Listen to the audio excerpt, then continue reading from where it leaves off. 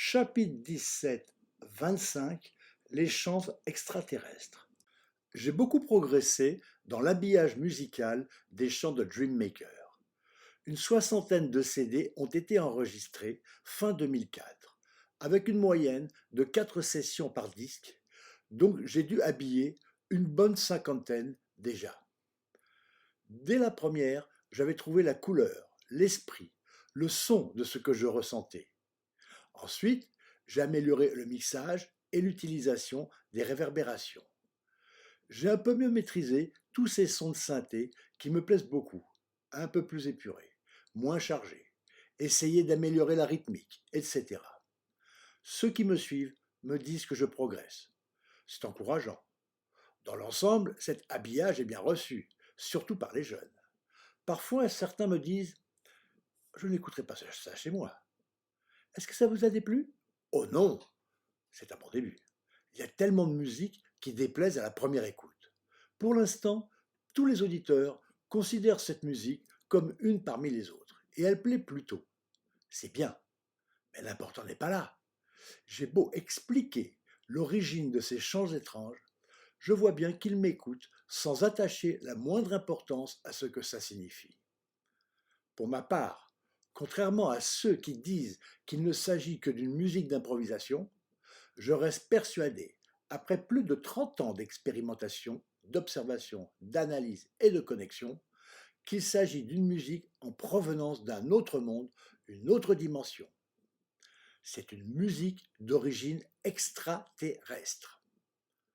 Je pense que les sons qui passent par nos voix sont signifiants.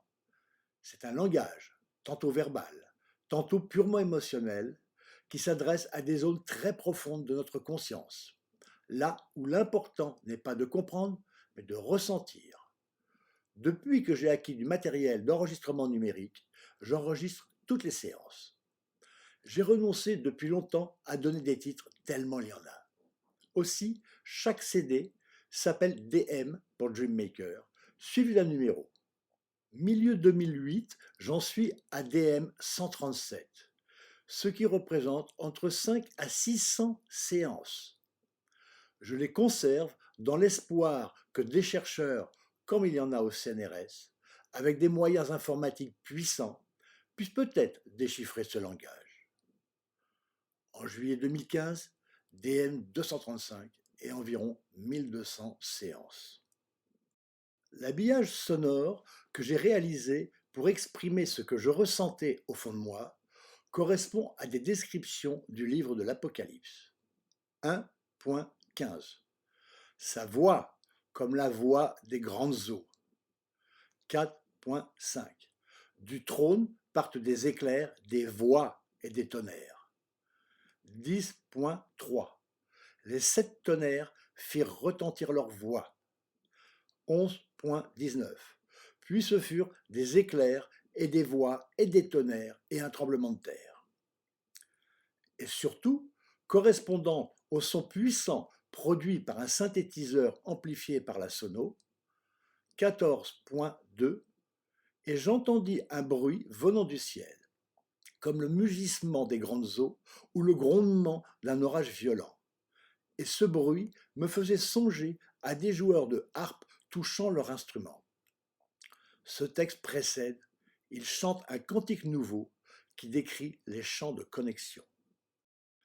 15.2. S'accompagnant sur les harpes de Dieu, il chante le cantique. Les harpes de Dieu font penser à un son de synthé. 16.18. Et ce furent des éclairs et voix et des tonnerres avec un violent tremblement de terre. On dirait la description d'une séance que j'offre à mes visiteurs. Les voix Dream Maker, qu'on peut difficilement qualifier de chant par moment.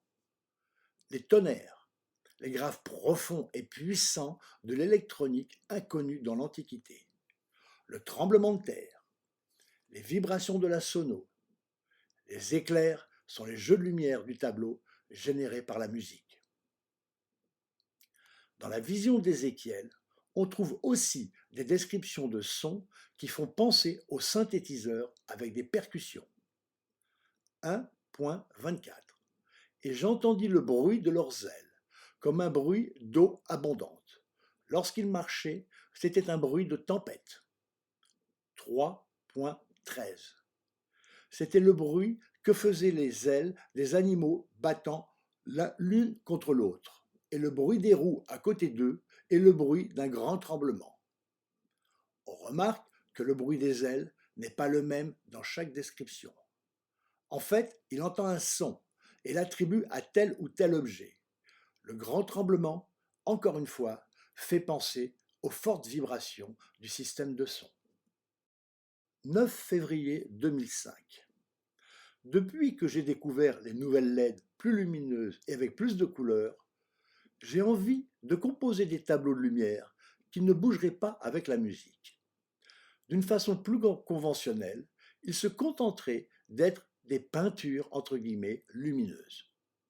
Je n'aurais pas besoin d'électronique spécialement conçue et fabriquée, ce qui les rendrait bien moins chers.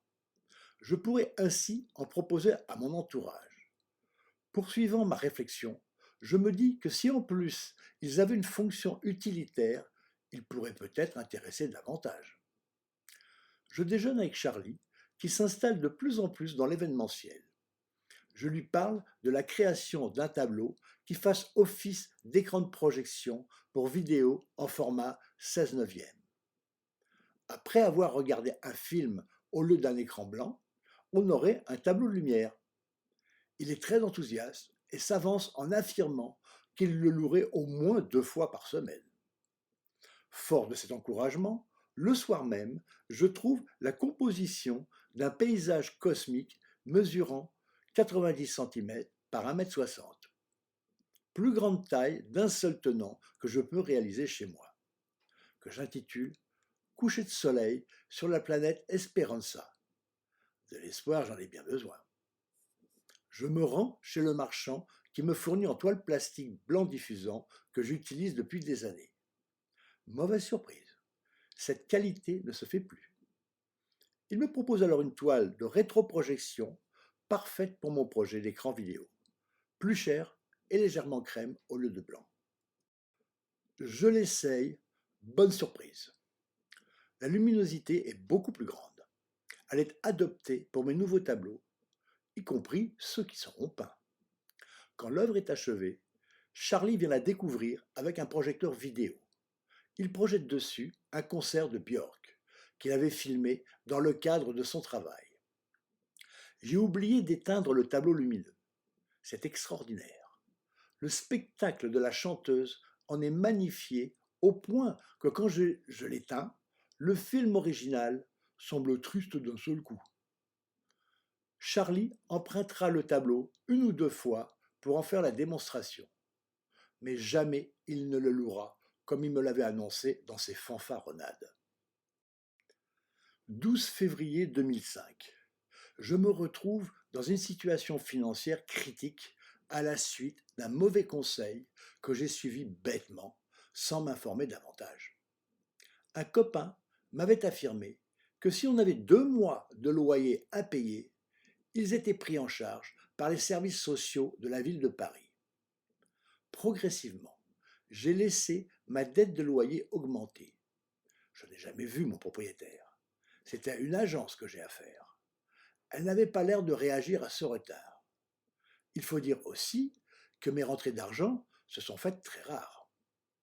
Au bout du compte, l'information n'était pas exacte et je m'efforce de combler le retard en rognant au maximum sur toutes mes dépenses, en particulier la nourriture. Et aujourd'hui, je reçois un charmant couple d'amis, Paula et Christian. Ils sont parmi les très rares que je peux solliciter dans une faible mesure. Après que je leur ai fait part de mes difficultés financières et de l'aide qu'ils pourraient me rendre en me prêtant la somme qui me manque, Christian me demande 2 ou 3 jours de réflexion. Il me rappelle et m'annonce son accord. Ce ne sera pas un prêt, mais un achat de tableau de lumière à réaliser. C'est très généreux. Il rajoute qu'il souhaiterait que je puisse concevoir des œuvres moins abstraites et plus reconnaissables. Autrement dit figuratives. Ouh là là, Avec les LED, d'un usage aussi limité, ça ne va pas être facile, à moins de faire du point par point, comme les pixels d'ordinateur. Ce que je me refuse à faire, car de toute façon, je ne connais pas la technologie à utiliser. J'accepte le challenge. D'autant qu'avec le coucher de soleil, etc., j'avais réussi à évoquer des bambous et un jardin tropical. Auparavant, j'avais déjà réalisé les fleurs de paradis. Seulement, comme il n'y avait que la géométrie des fleurs, elles ne paraissaient pas réalistes. J'ai compris alors qu'il suffisait de rajouter une tige avec des feuilles à une forme de couleur pour avoir l'impression d'une fleur. La première que je réalise s'appelle Bouton d'or. Succès immédiat dans mon entourage. J'en vends plusieurs exemplaires, à Charlie en particulier. Je décide alors de me lancer dans une collection de fleurs et aussi de tableaux plus abstraits. Comme mes fleurs ne sont pas très réalistes, j'intitule cette forme picturale l'impressionnisme de lumière. On ne peut pas faire exactement ce qu'on veut avec les diodes telles que je les utilise.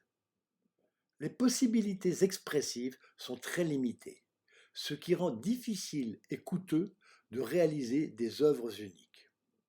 Aussi, mes compositions sont toutes reproductibles, ce qui me permet de les proposer moins cher, avec la particularité que chaque reproduction est unique, tant les LED diffèrent de l'une à l'autre. Il est même impossible de les reproduire à l'identique. En me lançant dans cette direction, il n'est pas question d'abandonner ma recherche principale. Je considère cette nouvelle exploration comme une sorte de catalogue que je constitue en explorant les possibilités expressives de ces nouveaux points de lumière. Mon intention est de m'en servir pour composer mes futurs tableaux spectacles. Je souhaite remplacer progressivement les lampes contraignantes et fragiles par des LED. Dès que j'ai reçu l'argent de Christian, je règle le retard de loyer. Bien m'en a pris.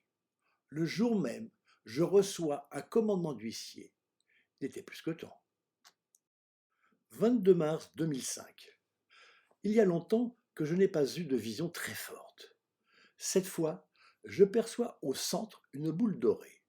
Sur la gauche, partant de la boule, se trouve une large bande bleue horizontale.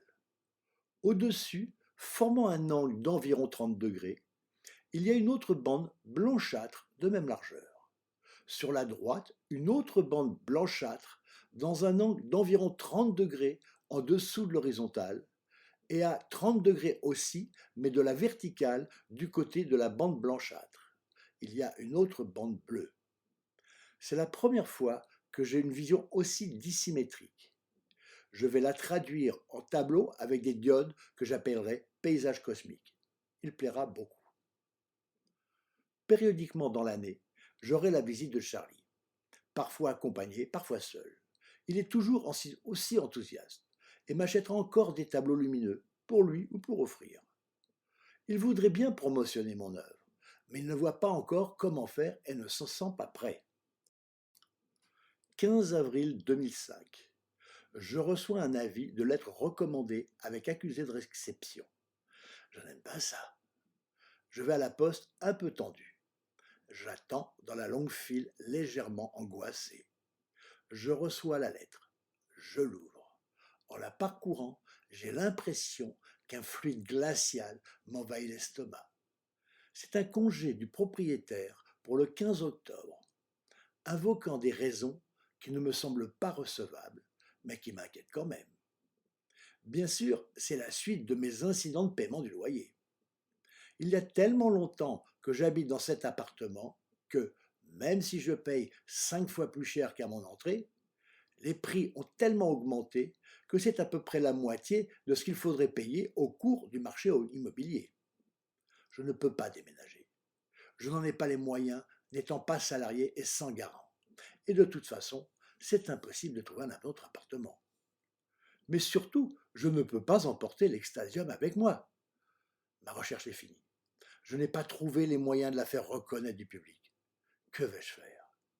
Des pensées suicidaires recommencent à m'envahir. Je n'ai aucun endroit où aller, à part la rue. Quant à être hébergé par Fumi, il n'en est pas question. Le patron m'a-t-il abandonné? Me suis-je illusionné? Attendons, on verra bien. 19 août 2005. Train jusqu'à Clermont-Ferrand. Paula et Christian m'attendent à la gare. Ils m'ont invité à passer quelques jours dans la superbe maison ancienne que Christian rénove courageusement et avec beaucoup de goût depuis plusieurs années. Elle est située dans un village à quelques kilomètres de Billon. On n'est pas passé loin de mon nom. La petite ville où il a passé son enfance au milieu de la plaine. Au loin, on voit la chaîne du Puy-de-Dôme. C'est magnifique. Pour passer 3 ou 4 jours de vacances dans le plus grand calme, environné de verdure, c'est très agréable. Quant à y vivre en permanence, en particulier l'hiver, souvent rigoureux, loin de tout commerce, comme il l'envisage pour sa retraite de l'enseignement proche, il faut y être né pour l'apprécier. Le projet de briques de verre semble redémarrer. Franck a trouvé un nouveau partenaire éventuel. Il représentait du vin de Champagne et a été licencié avec des indemnités assez conséquentes qu'il souhaite investir. Comme il aime beaucoup les objets fabriqués en verre et qu'il a un certain goût artistique, notre projet l'intéresse. On se rencontre début septembre dans un café. Il est accompagné de son fils, qui sera avocat sous peu. Des gens agréables et sympathiques, d'origine alsacienne.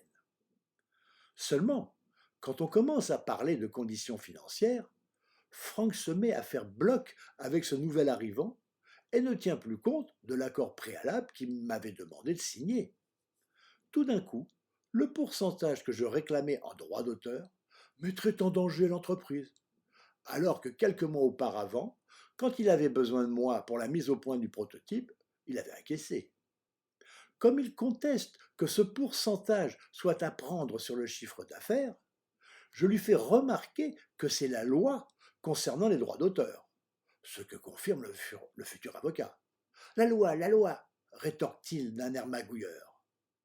Il continue en affirmant que je mettrai l'entreprise directement en faillite. C'est du délire. Ça ne me plaît pas du tout. J'ai très envie d'abandonner.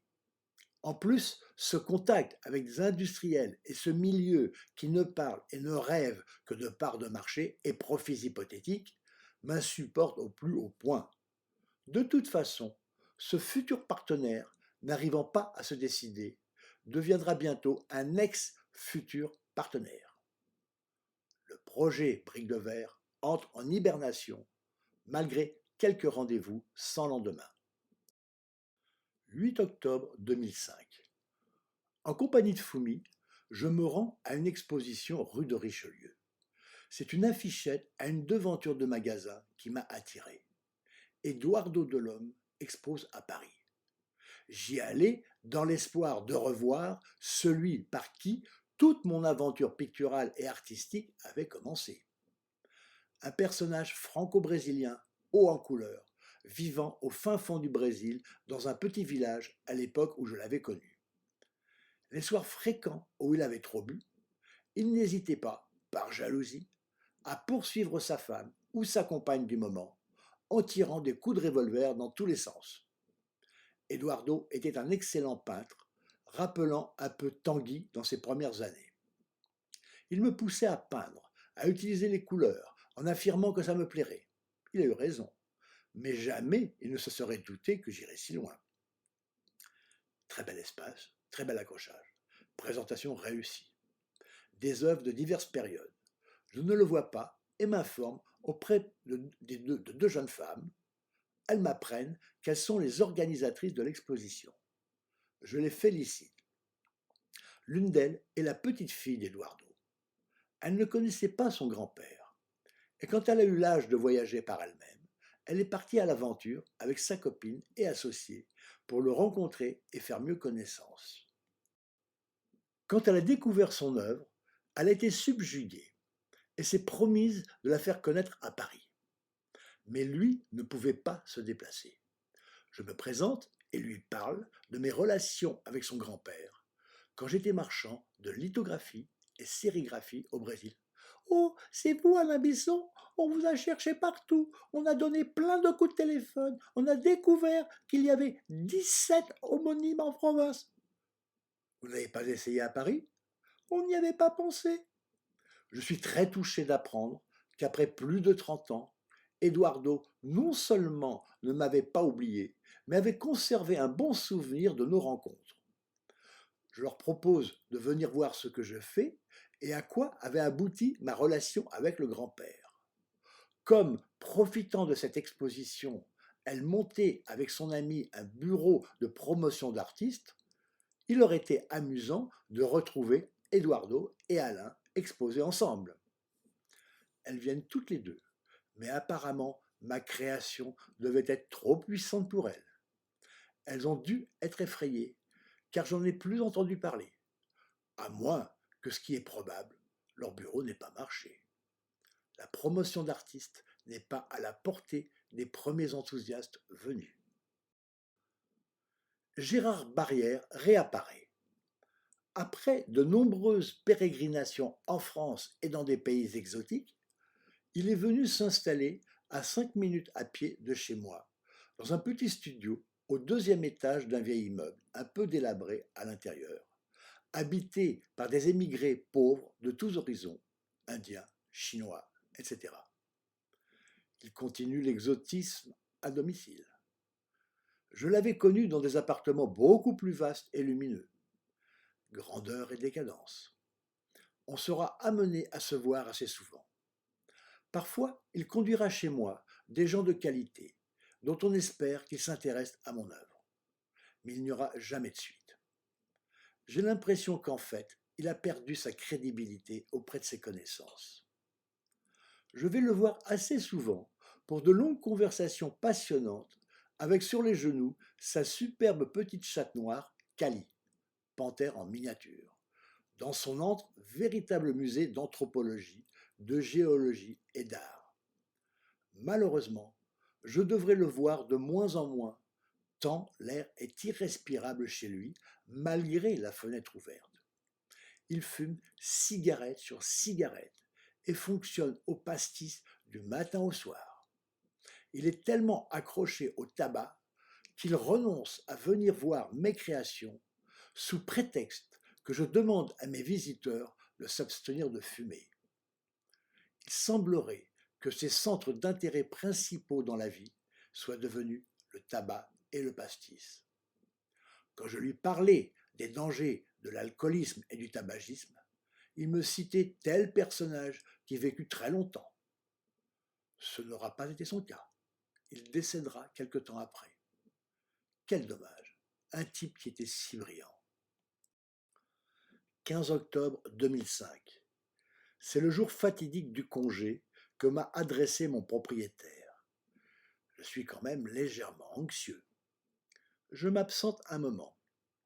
À mon retour, je trouve un papier sous ma porte m'avisant que le représentant de l'agence immobilière est passé pour la remise des clés. Quelques jours après, un huissier de justice s'annonce. Comme j'avais fixé au-dessus de mon nom, par plaisanterie, une carte portant les mots architecture en visual musique, l'agence en avait déduit que j'exerçais une activité professionnelle pour laquelle je n'avais pas l'autorisation. L'huissier vient le constater. Je suis justement en train d'habiller musicalement une session récente de Dreammaker. Vous avez le droit de faire de la musique chez vous? Il est jeune et sympathique et a tout de suite compris que je n'étais qu'un artiste qui a le droit de pratiquer son art chez lui. Il me conseille de contre-attaquer et de m'adresser au conciliateur de la mairie pour éviter de me trouver dans une situation à mon désavantage. J'ai constaté souvent qu'un choc émotionnel m'était nécessaire pour m'ouvrir l'esprit à une nouvelle création. Les colères avec Fumi en sont un bon exemple. Le lendemain du congé anxiogène, j'ai une forte inspiration pour un tableau de lumière en diode, totalement différent de ce que j'avais réalisé jusque-là. Il est totalement rouge dans un format que j'utilisais pour mes peintures sur toile. 0,92 m par 0,65 m. On dirait une sorte de plasma explosant qui a à peu près la forme d'un cœur biologique. Je l'ai intitulé Cœur Fusion, reprenant ce titre qui concernait une composition tout autre, ayant conduit aux 4 vivants. Il a beaucoup de succès et j'en vendrai plusieurs exemplaires, dont un à Charlie. 17 octobre 2005. Franck m'annonce que les verriers avec qui il a gardé le contact lui ont fait part d'un projet d'architecture devant utiliser une grande quantité de briques de verre. Une salle polyvalente sport et spectacle à Aurillac. L'architecte, une jeune femme installée en Angleterre, a conçu une sorte d'habillage suspendu à 1,50 m de la façade, ceinturant tout le bâtiment, en faisant comme un bouchon de parfum. Si cet ensemble pouvait s'illuminer en changeant de couleur avec des compositions variées, ce serait splendide. Elle semble particulièrement intéressée, mais après plusieurs études et propositions que je lui propose, elle préfère renoncer étant déjà engagée dans un budget défini. Encore un travail pour rien. Tu ne pourrais pas réaliser un monument en lumière? C'est pas la place du Tertre, à Montmartre, ici. Mais à la réflexion, l'idée m'amuse. Quel monument puis-je représenter? Je les passe en revue dans ma tête, aussi bien en France qu'à l'étranger. La plupart ne se prêtent pas à l'expression des LED, telle que je les utilise. Un, pourtant, semble possible. Mais oui, c'est ça. C'est même le seul monument et le plus célèbre qui s'y prête parfaitement et dont la forme, surtout vue du dessous ou du dessus, s'apparente à mes tableaux. La Tour Eiffel. Je construis un premier petit tableau d'essai où il n'y a que la tour. J'en suis satisfait. Alors, je réalise un grand ensemble avec les jets d'eau et les lampadaires des quais vus du Trocadéro. Ce n'est que de l'impressionnisme. On peut y voir tout autre chose. Je l'appelle Fleur de Paris. Elle plaît beaucoup. Charlie, très enthousiaste, me dit qu'un cousin éloigné, qu'il vient de revoir, est un ancien directeur de la vraie Tour Eiffel. Ça s'annonce bien. Pourtant, il ne fera rien. Ne m'en parlera plus, comme pour les nombreuses annonces tonitruantes qu'il me fera par la suite. Je ne verrai jamais ce fameux cousin. A-t-il seulement existé? 16 décembre 2005. En route pour Évry-Courcouronnes, la grande banlieue, le bout du monde. Je déteste sortir des limites de Paris, surtout le soir. J'accompagne Christine B. Dans ma rue, un peu plus loin que l'ancienne boutique de Charlie, s'est ouverte une autre boutique qui vend des t-shirts décorés de peintures d'artistes. 2 associés. Un breton taciturne, Michael, tagueur de grandes compositions artistiques murales, et un grand malien noir, Mamadou, rappeur à l'occasion et producteur de groupes de rap. J'ai sympathisé surtout avec l'Africain, qui est venu voir ce que je fais avec des copains de sa banlieue.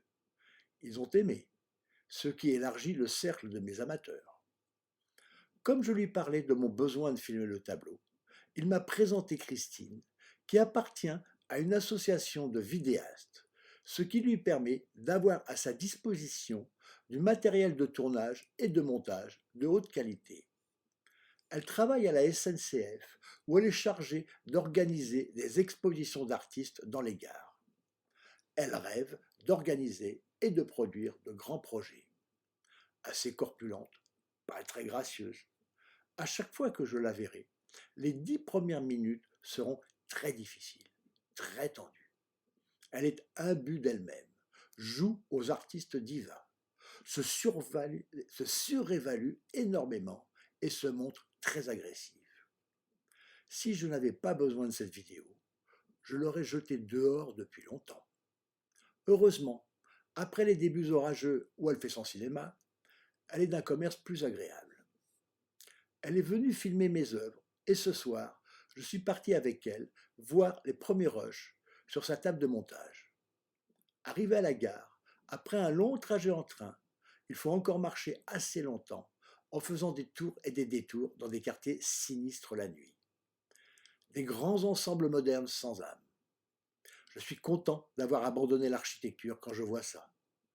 Au moins, je ne suis pas complice. On arrive, elle me montre son travail, qui n'est pas encore achevé, mais qui me semble bien.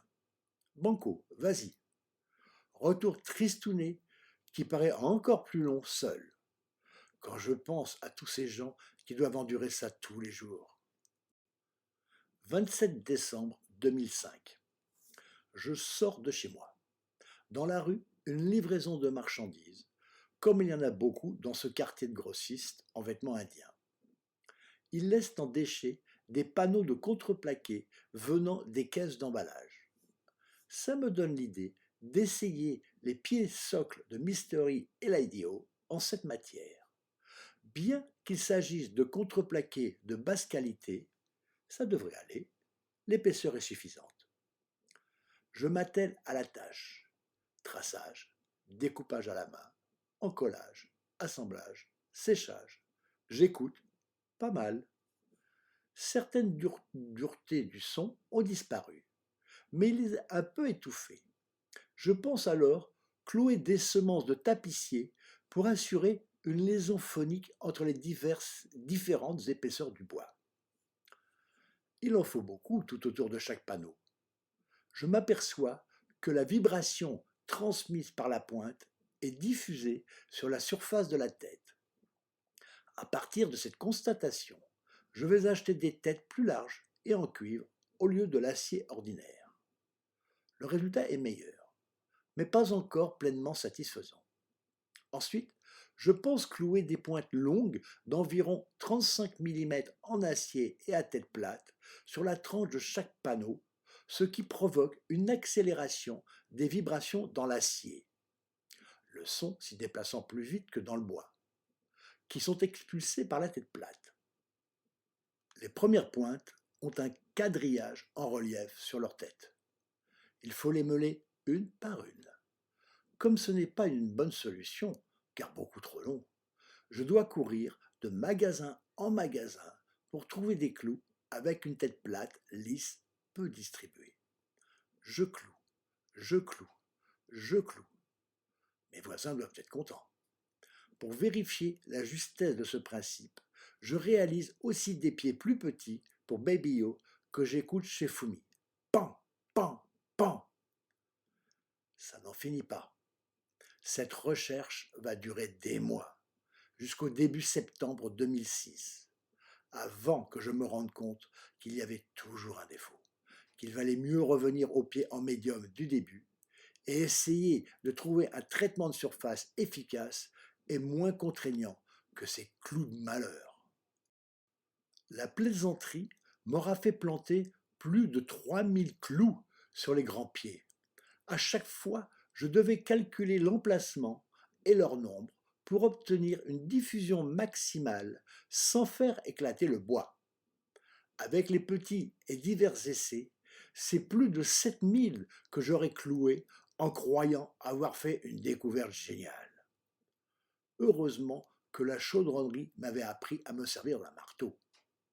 Malgré tout, je me suis tapé sur les doigts plus d'une fois. On peut dire que je me suis bien planté avec cette histoire de clous qui m'a rendu marteau. Chapitre 17, 26, 666. À propos de nombres, en cette fin 2005, j'en suis à 595 visiteurs. Les nombres ont continué de me parvenir et de me parler, entre guillemets, au fil des années. En particulier, j'ai remarqué des constantes par rapport aux dates. Difficile à remarquer quand on fait un travail de routine dans une entreprise ou une administration. Dans le cas d'un travail de création en solitaire, on prête plus attention à des faits qui passeraient inaperçus. Et peut-être aussi à cause de ce travail si particulier que j'accomplis. Quelques nombres, en plus de ceux que j'ai déjà évoqués, ont retenu mon attention. 13. Ça porte malheur, ça porte bonheur, disent les uns ou les autres.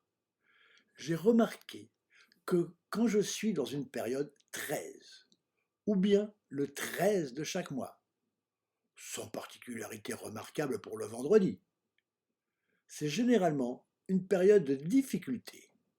d'où ceux qui disent que ça porte malheur, mais constructive, débouchant sur quelque chose de plus élevé, d'où ceux qui disent que ça porte bonheur.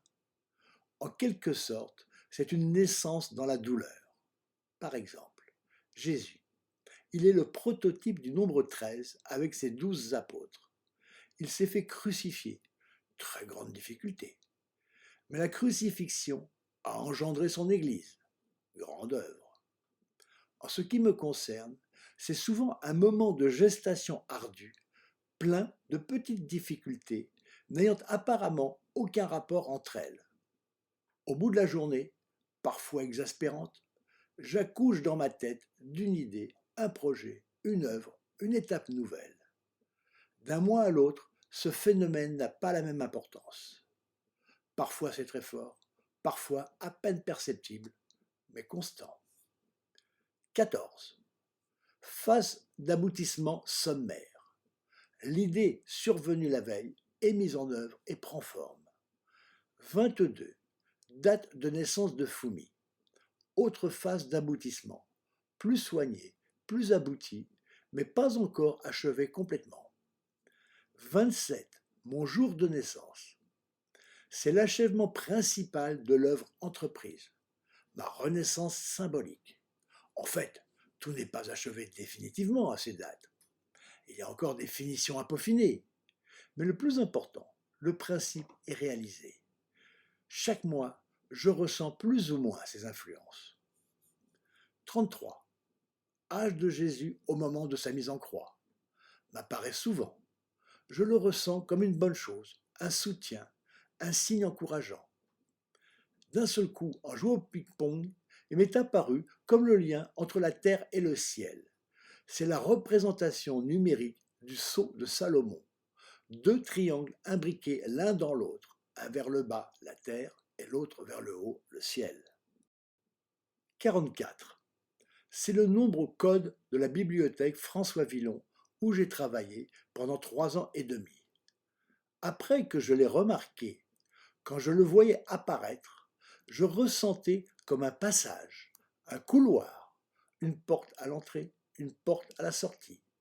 4 signifiant le carré symbolisant les côtés d'une porte. 85. C'était l'adresse de Fumi quand elle habitait rue du Faubourg Saint-Denis. À chaque fois que ce nombre m'apparaissait, elle survenait peu après. Bien qu'elle ait déménagé, ce nombre lui est resté accolé. 88. Pour les Chinois, ce nombre est très bénéfique. Je l'ai ressenti aussi au point qu'en 1988, j'avais créé le bisou bisson. En contractant les joues, chacun formait un 8 avec les lèvres, qu'on s'appliquait délicatement, formant 88. L'aspect bénéfique est peut-être lié à ce que le 8 debout symbolise l'amour et couché l'infini. 95. Ce nombre m'est apparu dans la recherche des enceintes. À un moment, j'avais conçu des enceintes à la paroi très fine réalisées avec des plaques de fibres de verre qu'on utilise dans la réalisation des circuits imprimés. Pour fonctionner, je l'ai fixé sur un pied en bois de section carrée qui mesurait 95 mm. À partir de ce moment, je me suis aperçu qu'à chaque fois que ce nombre surgissait, il était question que je m'occupe du système de son. 144. Ce nombre est relié aux 144 000 chanteurs du livre de Jean. Quand j'ai remarqué ce nombre, j'ai réalisé qu'il me signifiait d'intervenir sur le tableau, qui est constitué de 12 carrés sur chaque côté. 12 par 12 égale 144. 66. Et surtout, 666. Le nombre de la bête de l'Apocalypse. Le nombre qui fait peur à beaucoup de monde.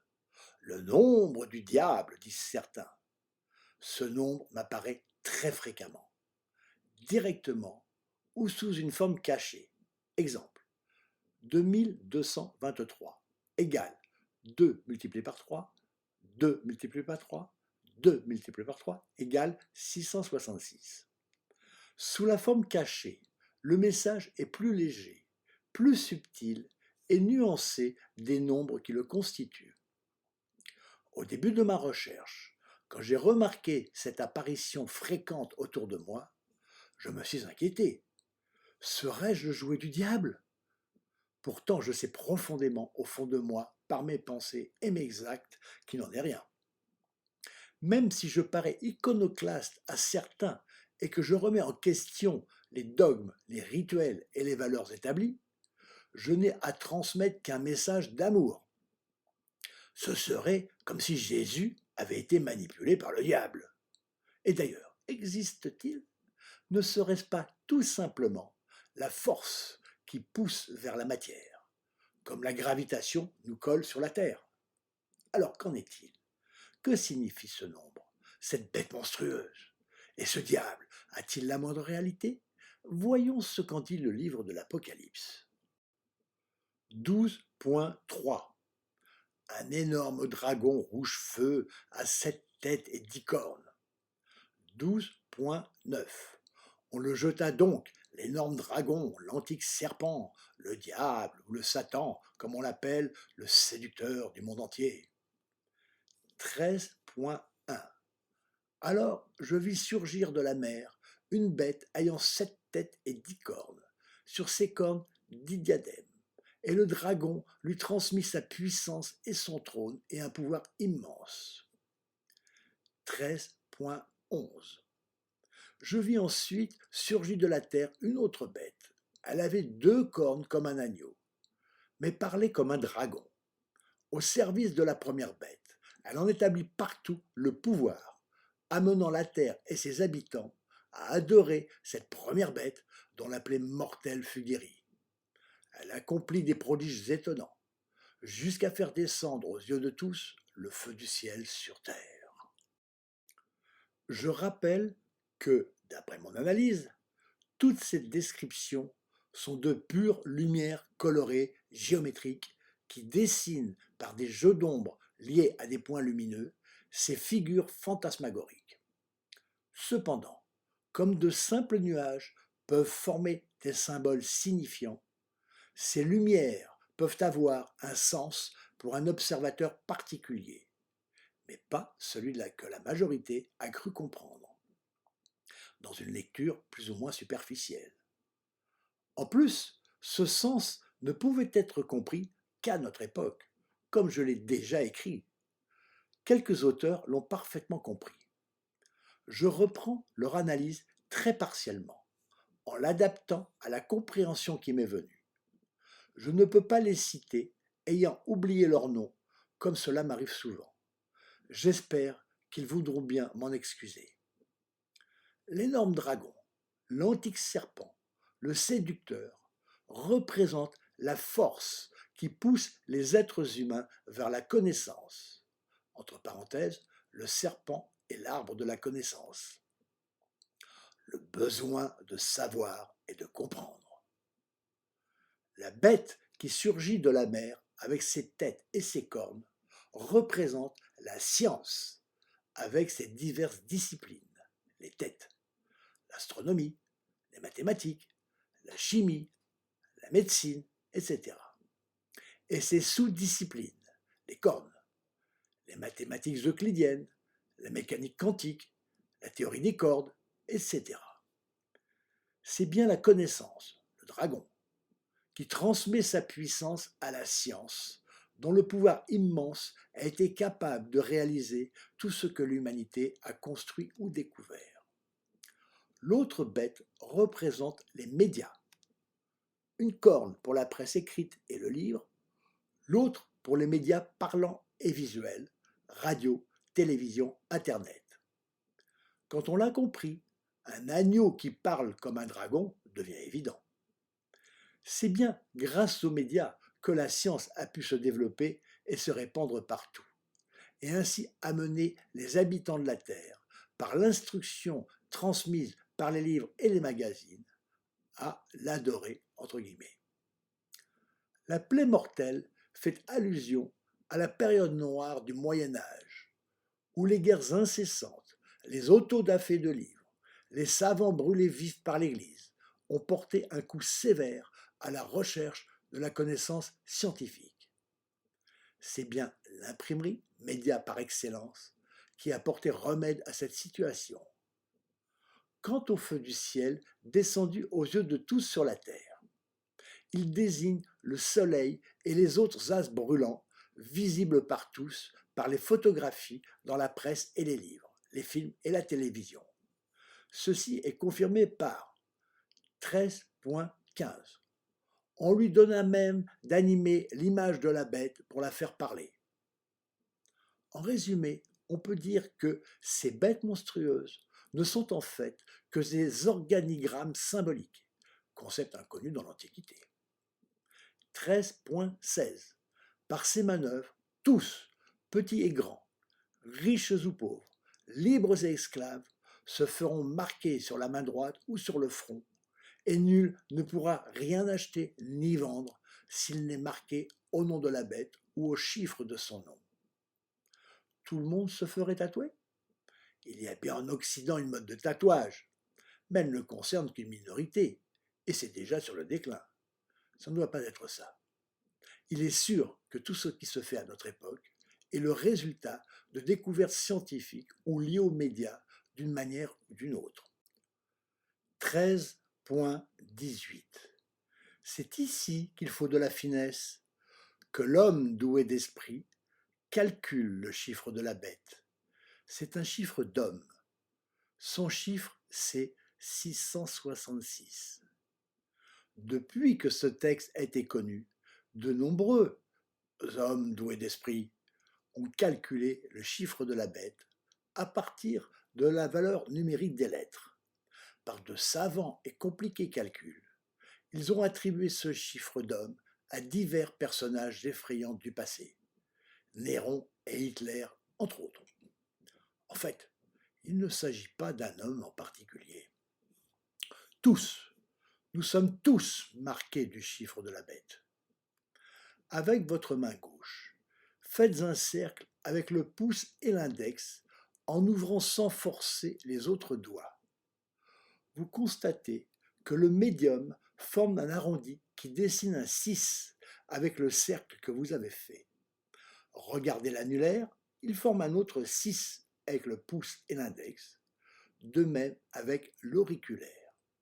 Ainsi, votre main gauche forme 3 6 superposés avec un cercle commun. Le texte précise la main droite. Refaites la même chose avec cette main et placez-vous devant un miroir en vous mettant de côté. Là encore, vous verrez 666. C'est bien un chiffre d'homme qui a une main préhensile. Et le front, de tout temps, il a désigné l'intelligence. La bête de l'Apocalypse, c'est l'humanité tout entière, qui n'a pu réussir ses réalisations que par son intelligence et l'habileté de sa main. De plus, la majorité des gens sont droitiers. Ce sont ces deux qualités, poussées par la soif de la connaissance, qui ont développé la science répandue grâce aux médias. C'est aussi l'humanité qui provoquera sa destruction par ses propres créations. C'est elle qui est à la fois ou alternativement le diable et l'ange. En hébreu, dans la Kabbale, 18 signifie la vie. C'est aussi 3 fois 6 égale 666. Et 26, soit 2 fois 6, soit 66, signifie Dieu. La bête de l'Apocalypse est non seulement l'humanité tout entière, c'est aussi et surtout la vie qui est création et destruction. Elle est bien sortie de la mer. En ce qui me concerne, si je ne sais pas exactement ce que signifie 666, je ressens à chaque fois que je l'aperçois comme un message, un lien bénéfique avec le divin, comme un encouragement et certainement pas comme quelque chose de négatif. 4 février 2006. Je me rends avec Fumi à une soirée montée par Christine B. Je vais enfin savoir ce qu'elle vaut en tant qu'organisatrice de grands spectacles, ce qu'elle prétend être. Rue Traversière, à côté de la gare de Lyon, un théâtre appartenant à la SNCF a été mis gracieusement à sa disposition. Quelques dizaines de jeunes banlieusards attendent à l'extérieur. On entre. Elle est là, toute souriante, et m'annonce que mon DVD est prêt. Grande salle vide. Les jeunes entrent. Ils forment tout le public. À peine une cinquantaine de spectateurs dans une salle 10 fois plus grande. La sono n'a pas l'air très bonne, mais pour l'instant c'est supportable. On attend au moins une demi-heure avant que le spectacle commence. Ça augure mal. Christine en profite pour me donner le DVD. Enfin ça commence. Le rideau s'ouvre et soudain la sono s'amplifie de façon démesurée. Le son est très mauvais et me casse les oreilles. Stoïquement, je supporte pour voir quand même à quoi ressemble le spectacle. Rap, hip-hop, niveau débutant. Des jeunes gens sympathiques, mais pas du tout à la hauteur. Au bout d'une demi-heure de supplice, Foumi n'en pouvant plus, on se sauve. Dans la rue, nos oreilles bourdonnent encore longtemps. Et c'est elle qui se propose de promouvoir mon œuvre avec sa qualité de son si fouillée ? Il n'en est plus question. Attendons de visionner le DVD. Ce qu'on fait le lendemain. Premier sursaut. Son nom comme réalisatrice est aussi gros que celui du créateur. Petit détail, passons. Le début est assez réussi, mais au bout d'un moment, je sursaute à nouveau. Je vois des images qui me choquent. Elle a voulu montrer ses grands talents, entre guillemets, de monteuse et a fait ce que je lui avais recommandé de ne surtout pas faire. Elle a monté des chants sur des images animées du tableau qui n'ont aucun rapport, ce qui démolit complètement l'intérêt de ma recherche qui consiste à produire des images par le son. Je suis très mécontent. Je comprends alors l'incident arrivé quand elle est venue me montrer son travail sur son ordinateur portable avant de graver le DVD. Au milieu du film, elle s'est mise à triturer l'appareil, sans aucune raison, ce qui a tout arrêté. Il fallait recommencer le visionnage au début. Et bien sûr, je n'allais pas tout regarder encore une fois. Je suis furieux. En plus, elle a un caractère exécrable et un ego surdimensionné. Je décide d'interrompre mes relations avec elle. D'autant que le fils d'un vieux copain s'est proposé pour réaliser un reportage filmé sur mon œuvre. Je peux enfin me débarrasser de cette vidéaste organisatrice de spectacles insupportable. En fait, ce garçon, très fils à papa irresponsable, me laissera tomber sans un mot d'explication quelques semaines plus tard. 27 février 2006.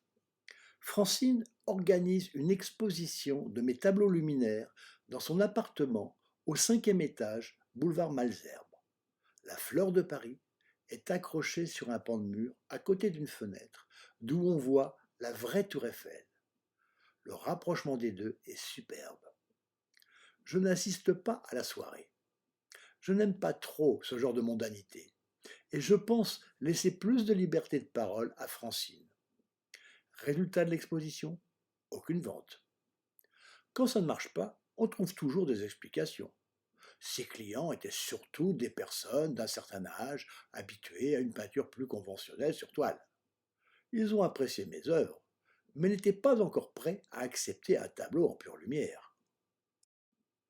17 mars 2006. Charlie m'expose sa nouvelle idée géniale pour me faire connaître. On va créer la fondation Alain Bisson.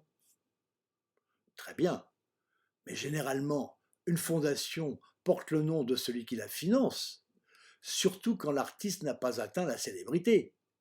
Comme ça ne peut pas être moi, tu penses à quelqu'un ? Silence. 7 avril 2006. Voyage en train. Vichy. Marie-Madeleine m'attend sur le quai de la gare. On traverse la ville que je découvrirai davantage au cours de promenade. Très belle ville, des villas magnifiques. mais on se croirait dans le château de la Belle au bois dormant. La cité semble endormie sur son passé plus ou moins glorieux.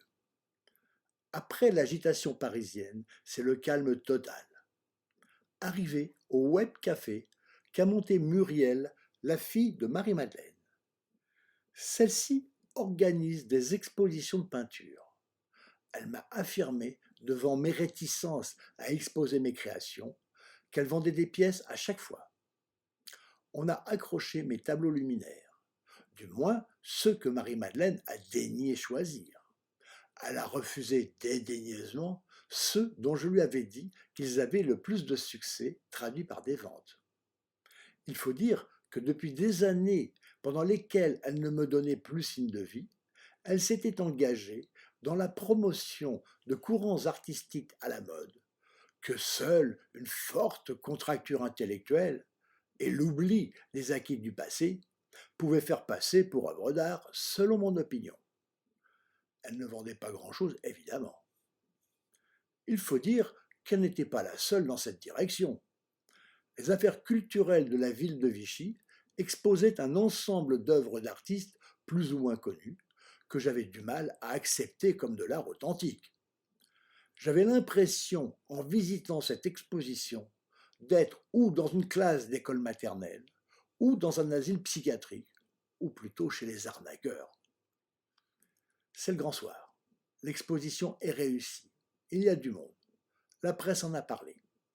J'entends Marie-Madeleine discuter avec des vieilles dames qui s'intéressent à un tableau brainstorming.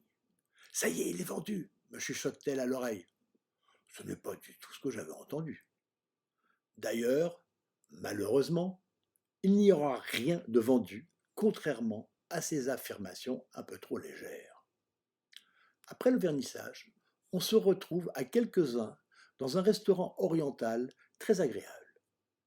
Comme je parlais de l'exposition conceptuelle que j'avais visitée dans l'après-midi et que je réagissais devant ce qui me semblait une pauvreté de création, d'imagination, d'inspiration, de manque de beauté, de technique de ces réalisations, je me fais violemment agresser verbalement par Muriel, qui au contraire trouvait tout ça génial. Étant son hôte, le moins qu'on puisse dire, c'est que son attaque n'était pas très courtoise. Mais après tout, peut-être que ce sont les gens dans son genre qui ont raison, puisque partout dans le monde, l'art officiel ne présente plus que des œuvres de ce style.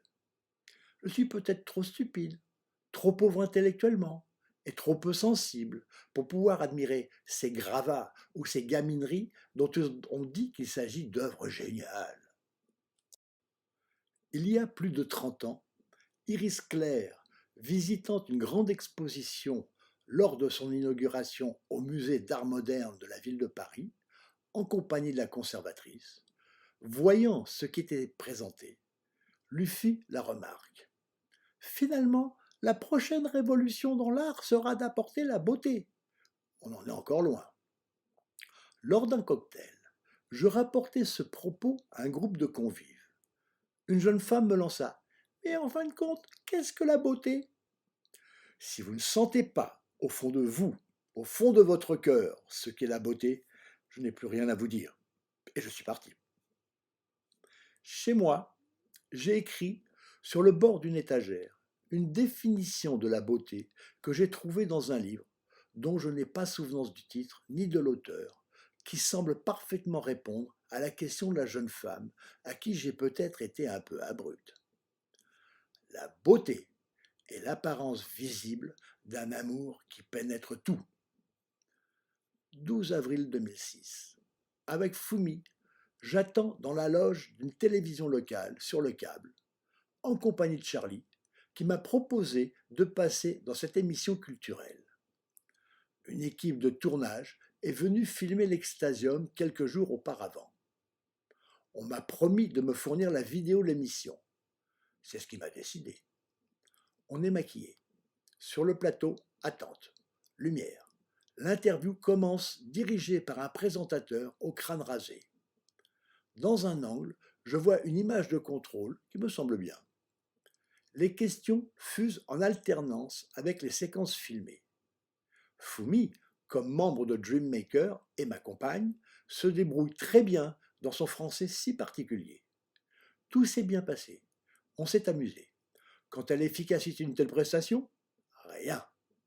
Je n'ai même pas eu la vidéo promise. 26 avril 2006. Inauguration du grand salon d'art contemporain très réputé de Montrouge. J'y suis invité. Quelques semaines auparavant, Marie-Madeleine était venue me trouver, accompagnée du commissaire de l'exposition, Alain Lamenière. Celui-ci avait vu mes œuvres à la dernière exposition catastrophique organisée par Iris Clair, rue des Saussaies.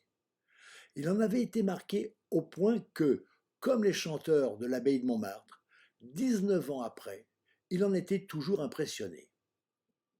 Avec l'exposition qu'il préparait, il avait l'opportunité de présenter mes créations. Sachant que Marie-Madeleine me connaissait, il lui avait demandé d'organiser un rendez-vous le 7 février. C'est d'ailleurs à la suite de cette visite que, toujours aussi superficielle, elle s'était mise dans la tête que j'étais devenu à la mode, ce qu'elle était bien la seule à dire. C'est ce qui l'avait incité à organiser l'exposition de Vichy et ensuite à déplacer quelques personnes chez moi, sans résultat. En découvrant l'Extasium, Alain Lamenière est fortement impressionné. Mais ses moyens ne sont pas suffisants pour le présenter au public. Comme je ne suis pas très chaud pour déplacer d'autres œuvres, étant donné que je n'ai jamais obtenu le moindre résultat positif dans ce genre de présentation, il m'affirme que de nombreux industriels de Montrouge, installés en bordure du boulevard périphérique face à Paris, pourraient être intéressés par mes réalisations. Je trouve une solution. Comme il y a une salle de projection, on y passera le DVD réalisé par Christine. Je lui téléphone et lui annonce qu'elle aura de la publicité en tant que réalisatrice. Quelques jours avant l'inauguration, le commissaire de l'exposition m'appelle, très ennuyé. Il vient de recevoir une lettre recommandée de Christine interdisant formellement toute projection publique du DVD qu'elle a réalisé. Il s'agit de mon œuvre et il y a matière à discussion, mais ce n'est pas le moment. Si je l'avais reçue pendant l'exposition, je n'aurais pas tenu compte. Mais là, alors qu'est-ce qu'on fait? À cette annonce, je reçois un choc devant cette manifestation de méchanceté. Puis me vient une idée. Je propose de présenter la pyramide de lumière et, je l'avais oublié, le tableau animé de la série des couloirs étroits qui m'avait fait trouver la relation avec le livre de l'Apocalypse. J'en profite pour peindre la 51e et dernière version de cette série, Le couloir de l'ange. Charlie m'aide à transporter les pièces et à installer une petite sono qu'il me prête dans une cabine d'exposition où il reste une place. Les conditions de présentation par rapport à ce qu'il faudrait sont déplorables, mais au moins ce sera montré. Le soir de l'inauguration, il y a un monde fou. Plusieurs milliers de personnes dans le hall d'entrée. En gravissant les escaliers qui mènent à la grande salle où j'expose, je croise Alain Lamenière. Il m'annonce que j'ai obtenu un prix. Du monde partout. Ce salon a vraiment beaucoup de succès et surtout autour de mon stand. Remise des prix, des officiels importants, discours du maire. On proclame que j'ai obtenu le prix de cristal attribué par un jury d'enfants. Au moins, ceux-là sont spontanés, sans a priori. Je suis très touché. Pour une fois, ce n'est pas une simple médaille, mais une magnifique boule en cristal comme celle des voyantes. Pourrais-je y voir mon avenir? Mais comme d'habitude, c'est purement honorifique. Il n'y a pas d'argent avec. On suppose que les artistes vivent de l'air du temps. C'est même mal vu en France d'aborder ce sujet. Je repasserai les jours suivants. D'après les gardiens, ce sont mes deux œuvres qui ont le plus de succès. Qu'est-ce que ça aurait été si elles avaient été présentées dans de bonnes conditions? Finalement, c'est grâce à la méchanceté et à la rancœur de Christine que j'ai obtenu ce prix. je ne peux pas résister à la tentation et je lui envoie un courrier pour le lui annoncer et l'en remercier. Rien qu'en imaginant sa tête à la lecture de la lettre et grinçant des dents, j'étais plié de rire.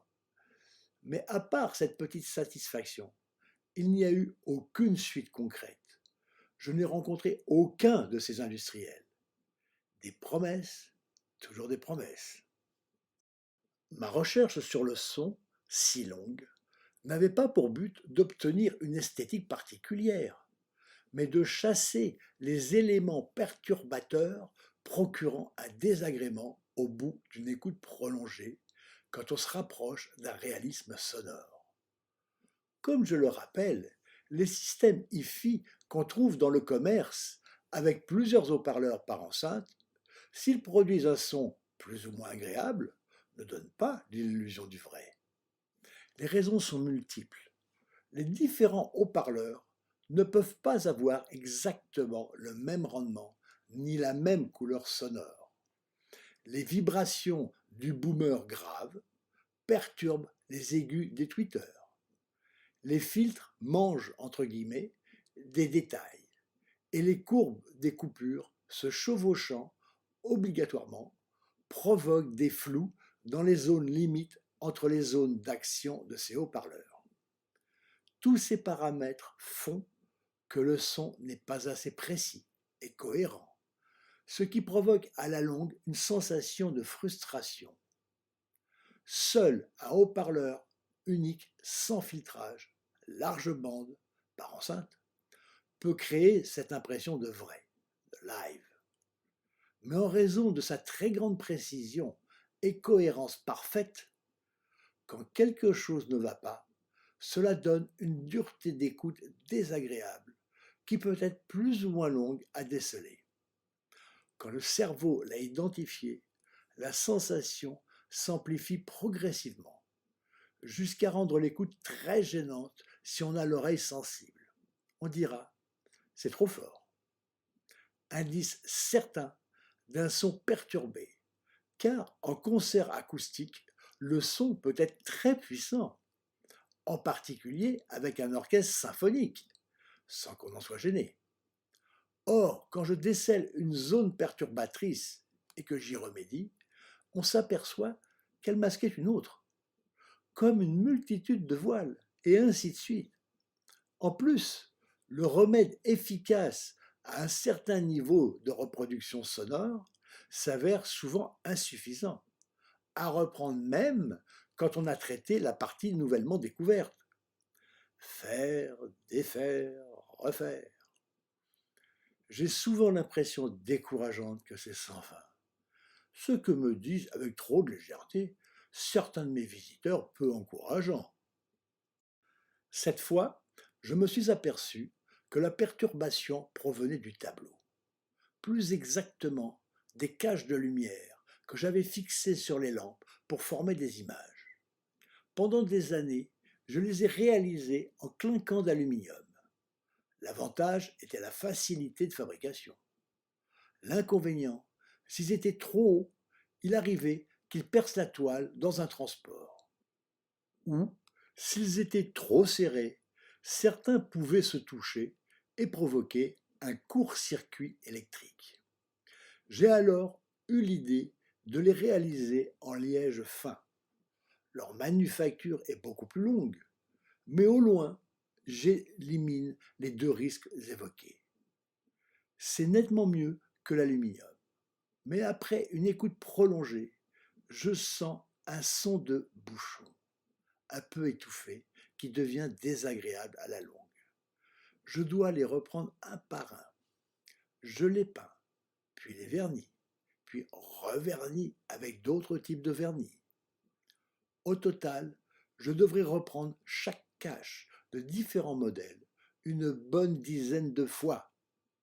À chaque fois, il faut les retirer, effet de lumière par effet de lumière, pour ne pas se tromper en les remettant. Les traiter, écouter. Si c'est bon, je continue. À chaque fois, je dois ouvrir la partie centrale du tableau, puis la décrocher. C'est lourd, à manipuler avec de grandes précautions. Ouvrir le grand tableau en décrochant les 4 panneaux. Traiter et remettre les caches. Refermer, accrocher les panneaux, suspendre la partie centrale qui paraît encore plus lourde. Refermer, essayer les jeux de lumière pour vérifier qu'il n'y a pas eu d'erreur ou de mauvaise orientation en remettant les caches, ce qui arrive parfois. Il faut alors recommencer l'opération fatigante d'ouverture et de fermeture qui dure 1 heure pour chaque phase. Enfin, écoute. Sachant qu'il y a entre 1200 et 1500 caches, on peut comprendre que j'ai été largement occupé pendant toutes ces périodes. Je reprends l'acoustique de la salle avec du liège de 2 mm d'épaisseur, moins cher que celui de 3 mm que j'utilise habituellement. J'en dispose sur les portes et sur le plancher, sous la moquette. Comme d'habitude, au début ça me paraît bien. Mais les duretés réapparaissent. L'épaisseur est trop faible. Il faut recommencer avec du 3 mm. Plus épais, le son bouchon ressurgit. La différence est très subtile et longue à déceler entre un son qui paraît naturel et un son légèrement trop brillant ou trop étouffé. C'est très difficile de déterminer la vraie cause. Beaucoup d'essais, beaucoup de reprises, mais le succès apporte un plaisir tellement grand à l'écoute, bien plus qu'un simple plaisir audiophile, que ça en vaut la peine. Surtout, j'espère pouvoir partager avec un grand nombre de gens ce bonheur indescriptible et intense que le son Extasium me procure, quand tout sera définitivement au point. Il me faut de toute urgence Cœur Fusion, j'ai un client, mais il est encore à Vichy. Demande à Marie-Madeleine de le rapporter. Je lui demande et elle accepte de s'encombrer de ce grand tableau lors d'un de ses allers et retours Paris-Vichy. Le temps passe. Charlie ne se manifeste plus. Son téléphone portable est toujours sur messagerie. Les autres tableaux finissent par être rapatriés après l'expo. Il me rappelle enfin. Tu aurais pu patienter au lieu de charger Marie-Madeleine de cet encombrant paquet. Je n'en ai rien à foutre de Marie-Madeleine. S'il n'avait pas été le seul à manifester de l'enthousiasme pour ma création au point de vouloir la promouvoir, je l'aurais prié de retourner voir ses parents pour un complément d'éducation. C'est aussi un gentil garçon généreux quand il le veut. Comme il fait venir de temps en temps des gens intéressants et qu'il m'achète des tableaux luminaires, pour lui ou pour offrir, je supporte sa grossièreté et son irresponsabilité infantile, qu'il manifeste encore quelques jours plus tard. Depuis longtemps, il souhaitait obtenir un contrat d'exclusivité pour toute mon œuvre. Bien que je sois particulièrement méfiant pour ce genre de contrat, ayant été échaudé plusieurs fois avec des propositions irréalistes et sans suite, je lui demande, devant son insistance, de me faire une proposition écrite. Il m'invite le 5 juillet 2006 à déjeuner dans une brasserie proche de chez moi et me donne à lire le document. Il a été conseillé par un homme d'affaires pour la rédaction, le style du texte le démontre. Quant au fond, on pourrait dire qu'il s'agissait d'un homme d'affaires véreux. Tout est à son avantage. Les contraintes sont seulement de mon côté. Il n'y a aucune contrepartie financière pour cette exclusivité totale. Quand je montrerai ce papier à des amis, leur réponse immédiate sera « c'est de l'arnaque ». Connaissant le Charlie, j'ai préféré penser qu'il s'agissait de naïveté. Quand je lui fais remarquer qu'un tel contrat non équitable est illégal et n'aurait aucune valeur devant un tribunal, il me réplique « Je croyais qu'on pouvait obtenir l'exclusivité gratuitement. Si tu as l'exclusivité pour toute mon œuvre, comment fais-je pour vivre tant que tu n'as rien vendu ?» Il n'y avait pas pensé. Je lui confie quand même Cœur Fusion, puisqu'il m'affirme avoir un client. Après, je n'ai plus de nouvelles pendant plusieurs mois. Quand il finira par me rappeler, comme je lui faisais remarquer son long silence qui m'avait été préjudiciable, puisque je ne pouvais pas présenter ce tableau à d'éventuels clients, Il me reprochera de ne pas l'avoir appelé davantage. La meilleure défense, c'est l'attaque. Il ne l'avait pas vendu, mais il me le restituera quand même. 19 août 2006. J'entreprends une nouvelle version de la porte de lumière en format 2,40 m par 2,40 m avec de la toile de rétroprojection. Ne pouvant pas stocker toutes les peintures tendues, je dois démonter une version plus ancienne que je roule et je récupère le châssis de ma conception. Gros travail, coûteux en matériel, long à réaliser, fatigant pour le dos du fait du travail à plat. Mais avec cette nouvelle toile, les images de lumière sont beaucoup plus belles et visibles même quand la pièce est éclairée, ce qui n'était pas le cas auparavant. 20 octobre 2006. Dans ma collection de tableaux luminaires en manquait un utilisant des diodes bleues.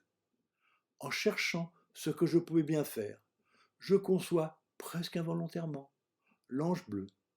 C'est mon tableau le plus petit, 27 par 21 cm. Il plaît beaucoup.